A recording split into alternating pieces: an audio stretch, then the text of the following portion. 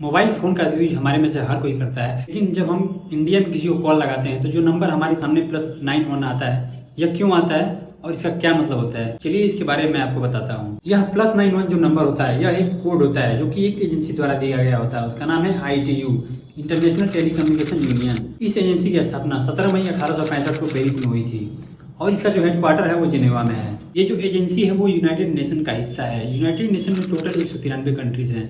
इन पूरे देशों में इंफॉर्मेशन और कम्युनिकेशन टेक्नोलॉजी से जुड़े मुद्दे पर कोई भी काम होता है तो वो इस एजेंसी द्वारा किया जाता है। यूनाइटेड नेशन में टोटल 193 जो कंट्री होती हैं उनको टेलीकम्युनिकेशन के आधार पर 9 भागों में डिवाइड किया गया है। इन्हें जोन में और जोन में आने वाले सभी नंबरों के हिसाब से निर्धारित किया जाता है। 9वें जोन में ज्यादातर मिडिल ईस्ट और साउथ एशिया के देशों को शामिल किया गया है। 9th जोन में हमारी जो कंट्री है वो पहले नंबर पे आती है, इसीलिए 9th का मतलब 9वां जोन और पहला का मतलब हमारी कंट्री को पहले स्थान पे रखा गया है 9वें जोन में। इसीलिए जब हम अपने देश में किसी के पास भी कॉल लगाते हैं तो जो नंबर जाता है वो +91 करके जाता है। पाकिस्तान को दूसरे नंबर पे रखा गया है, इसलिए उसका कोड +92 है।